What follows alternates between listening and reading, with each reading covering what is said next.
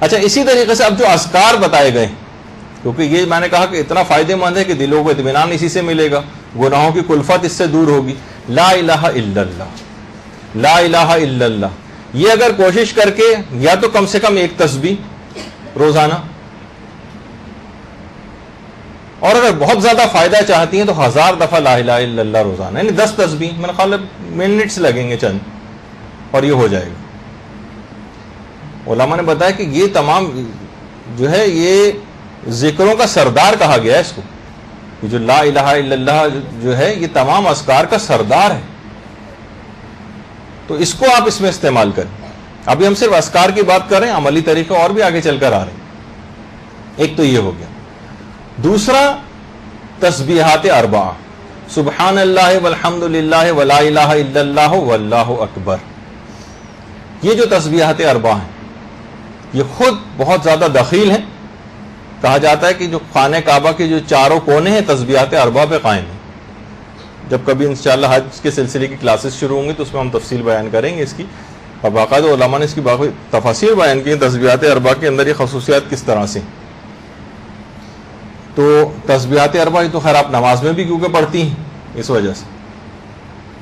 اس کے بعد لا حول ولا قوت الا باللہ یا الا باللہ العلی العظیم بھی پڑھ سکتی ہیں، لیکن لا حول ولا قوت الا باللہ یہ بھی جتنا دفعہ ہو سکے، کم سے کم اگر یہ جتنے بھی اذکار جس میں کوئی خاص عدد مقرر نہیں کیا گیا ہے، علماء نے کہا کہ جتنا بھی تم زیادہ پڑھ سکو تمہارے لیے فائدہ مند ہوگا.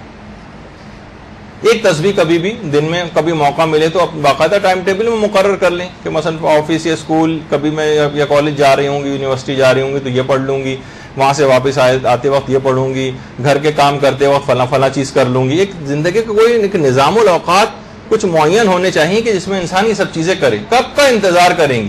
وہ موقع کبھی بھی نہیں آئے گا. اپنی پچھلی زندگی کو دیکھا کب یہ موقع آپ کے پاس آیا تھا کہ آپ یہ سب چیزیں کریں؟ خود سے آپ کو اپنے پروگراموں میں چیزیں داخل کرنا پڑیں گی. تو ایک تو طریقہ ہوا یہ. اس کے بعد پھر علماء نے کہا کہ یا حی یا قیوم یا من لا الہ الا انت، یہ بھی ذکر ایسا ہے یعنی دل کو باقاعدہ واقعی زندگی بخشنے والا ذکر ہے. اور بہت سارے وہ افراد کہ جو کہ دل کے مریض جو ہوتے ہیں جن کو باقاعدہ روایات ہیں اس سلسلے میں کہ یہ جو دعا ہے یا حی یا قیوم یا من لا الہ الا انت اسألک ان تحیی قلبی، اسألک ان تحیی قلبی اس کے ساتھ اور لگا دیجیے اگر، تو دل کے امراض کے لیے بہت فائدہ مند ہے. خود ہمارے مولانا غلام علی وزیری جنہوں نے پہلے آپ سے خطاب بھی کیا ہے سیریمنی والے روز، اسألک ان تحیی قلبی، توحی تے ہے یہ اور پھر قلبی آخر میں تجھ سے سوال کرتا ہوں کہ میرے دل کو زندہ کر دے. توحی ان توحی قلبی.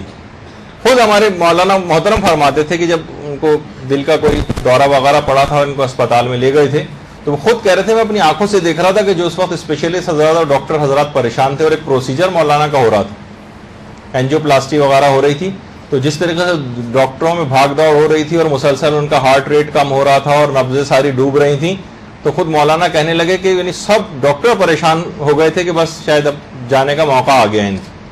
مولانا نے کہا کہ میں یہ والی دعا میں نے پڑھنی شروع کی، یا حی یا قیوم یا من لا الہ الا انت اسألک ان تحیی قلبی. روایات میں ہے کہ دل کے مریض اس کو پڑھیں. کہہ رہے ہیں پڑھنی شروع کی، کچھ ہی اذکار ابھی میں نے پڑھے تھے اس کے بعد سے اچانک سارے جو ویلیوز جو کم ہو رہی تھی بڑھنا دوبارہ شروع ہوئی. ڈاکٹروں کے چہروں پر اطمینان ظاہر ہونے لگا. یعنی فوراً اثر ہوتا ہے ان اذکار کا. لیکن ہمارا کیونکہ قوت ایمانی میں ضعف اتنا آ گیا کہ بعض اوقات ہم بہت سی چیزیں ہم نظر انداز کر رہے ہوتے ہیں. یہ معجزات زندگی میں بکھرے ہوئے ہیں ہمارے، لیکن کیونکہ پریکٹس نہیں ہو رہے ہیں، عمل نہیں ہو رہا ہے ان کے اوپر، تو اتنے چیزیں آپ کو نظر نہیں آتی معاشرے میں کیونکہ عامل بہت کم ہیں ان چیزوں کے اوپر. لیکن جو عمل کرتے ہیں وہ ان کے فوائد اور ثمرات سے بہرہ مند ہوتے ہیں. یا حی یا قیوم یا من لا الہ الا انت اسألک ان تحیی قلبی. میں آخری والا نقطہ یہ تھا کہ میں تجھ سے سوال کرتا ہوں کہ میرے دل کو زندہ کر دے. اچھا پھر اس کے بعد بہت سارے افراد ایسے ہیں کہ جو ایک لحاظ سے بالکل سرنڈر ہو چکے ہیں، گویا مایوسی کی سے کیفیت ہو جاتی ہے کہ بھائی میں تو اتنا کمزور ہوں کہ یہ گناہ مجھ سے کبھی چھوٹ ہی نہیں سکتے، مجھ سے نہیں چھوٹتے.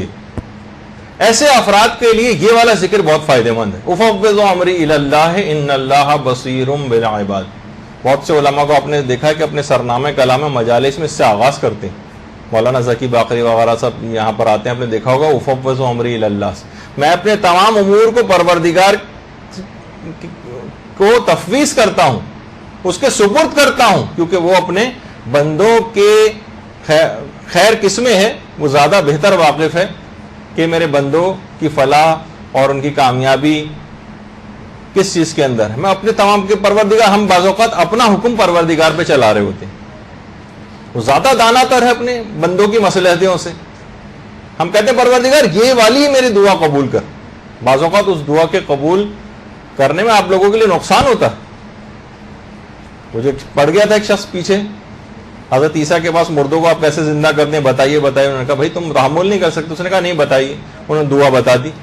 اب رستے میں کہیں بھول نہ جائے, دعا پڑھتے جا رہا تھا, رستے میں ایک جگہ ایک ہڈی پڑی نظر آئی, اس نے وہ ہڈی اٹھائی, اس کے اوپر دعا پڑھی, معلوم چلا شیر کی ہڈی تھی. شیر ہوا زندہ اور اس شخص کو چیر پھاڑ کے ہلاک کر دی. ہر شخص تحمل بھی نہیں کر سکتا. تو بہرحال اپنے امور کو پروردگار کے سپرد کریں. پروردگار تو اگر مصلحت کسی چیز میں میری سمجھتا ہے تو اس دعا کو قبول کر لے, اور اگر کسی چیز میں میری مصلحت نہیں ہے, مجھے نہیں پتا کیونکہ میں مستقبل کے حالات سے اپنے واقف نہیں ہوں, میرے حق میں اگر یہ چیز صحیح نہیں ہے تو قبول نہ کر. اپنے امور کو سپرد کر دے پروردگار. پھر دیکھیے جب گیند کورٹ میں پروردگار کے آپ نے ڈال دی تو اب انشاءاللہ پروردگار عالم اس میں کیسے بہتری کی. اب اس میں توکل تو کر کے دیکھیے. یہ ذکر ایک لحاظ سے مکمل توکل والا ذکر. فوض امری الی اللہ ان اللہ بصیر بالعباد. اور یقیناً جہنم سے بچانا یہ آپ کی بہترین مصلحت ہے. پروردگار خود ہی آپ کو جہنم سے بچا کے اب جنت کے راستے پہ لگائے گا.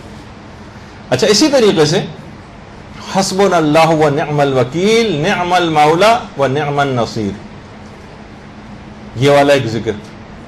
اچھا, اب یہ اتنے سارے اذکار آ رہے ہیں, ضروری نہیں کہ آپ کہیں اچھا سب کر رہے ہیں, سب کرنے تو ماشاءاللہ کیا کہنا, لیکن آپ کو اپنی عام زندگی میں جو ذکر آپ کو زیادہ سوٹ کرے, مناسب لگے, یہ ایسے عمومی اذکار ہیں جس کو کرنے کی ہر شخص کو علماء نے اجازت دی. کچھ خصوصی اذکار ہیں جس کے لیے کچھ انتظامات کرنا پڑتے ہیں, وہ تو اب ہم ذکر نہیں کر رہے, لیکن یہ عمومی اذکار ہیں جو ہر شخص ان کے اوپر عمل کر سکتا ہے.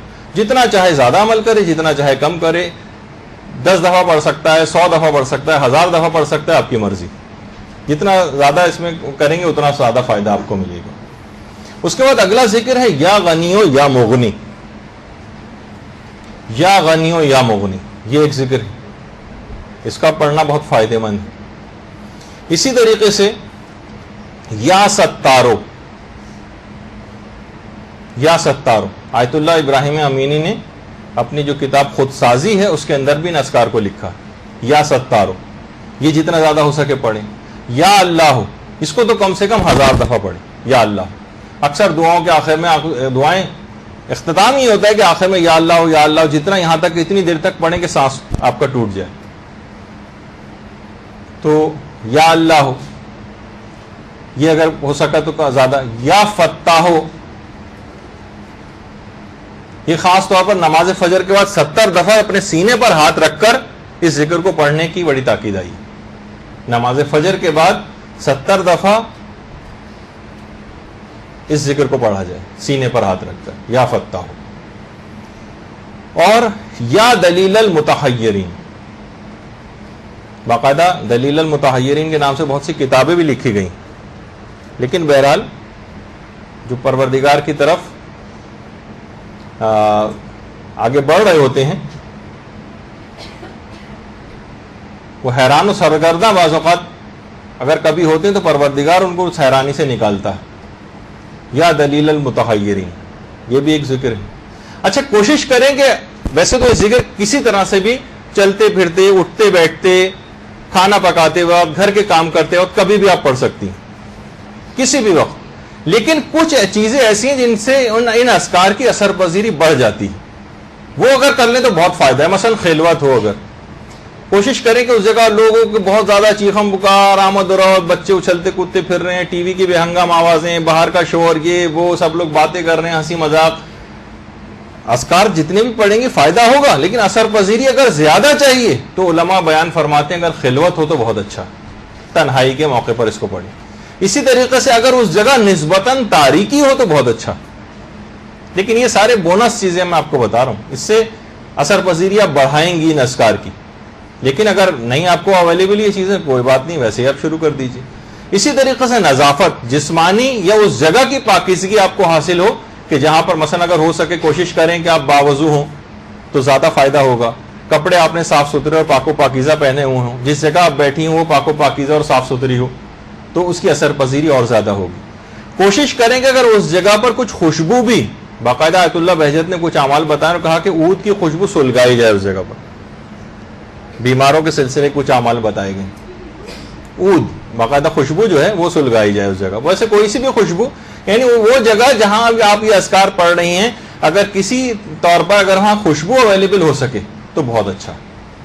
اسی طریقے سے اگر آپ استقبال قبلہ کا خیال کر لیں, یعنی قبلہ رخ ہو جائیں ان اذکار کو پڑھتے ہوئے, تو اثر پذیری اور بڑھ جائے گی, آپ کو اور فائدہ ہوگا. اسی طریقے سے اگر آپ چار زانو بیٹھ کر پڑھیں, جس طریقے سے یوگی حضرات جس طرح بیٹھے ہوتے ہیں اس طرح پڑھیں اور ہاتھوں کو اپنے رانوں پر رکھ لیں تو اور زیادہ فائدہ ہوگا. اور کوشش یہ کریں کہ تعظیماً آواز کو زیادہ بلند نہ کریں اذکار کو پڑھتے وقت. کر بھی سکتی ہیں لیکن زیادہ تعظیم اس میں ہے کہ ان کو خاموشی کے ساتھ آپ پڑھیں اور حضور قلب کے ساتھ ہو. دل کہیں اور ہو, دماغ کہیں اور ہو, بس ایسی سرسری طور پر اللہ اکبر اللہ اکبر لا الہ الا اس طرح پڑھتی ہوئی جائیں گی تو اتنی اثر پذیری نہیں. ثواب ضرور ملے گا کیونکہ آپ نے ارادے کے ساتھ بیٹھی ہیں, لیکن بہرحال اگر حضور قلب ہو تو اور زیادہ اچھا. اور کوشش کریں کہ اگر ان اذکار کو پڑھتے وقت آنکھیں بند ہوں تو اثر پذیری اور بڑھ جاتی. آنکھوں کو بند کر کے اگر ان اذکار کو پڑھا جائے, اور نماز صبح کے بعد سورج نکلنے کے درمیان پڑھا جائے تو کیا ہی کہنا, سونے پہ سہاگا ہو جائے گا.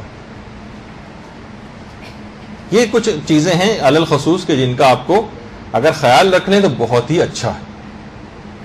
اسی طریقے سے قرآن کا ایک سورہ ایسا ہے, اس کو بھی اگر روزانہ کی, ویسے دو سورہ تو ابتداءً ذکر ہوئے تو سورہ توحید اور سورہ قدر, لیکن سورہ منافقون اگر کوئی شخص پڑھے, روایت میں پیغمبر اسلام ختم مرتبہ صلی اللہ علیہ وآلہ وسلم فرماتے ہیں اللہم صلی علی محمد وعلی محمد,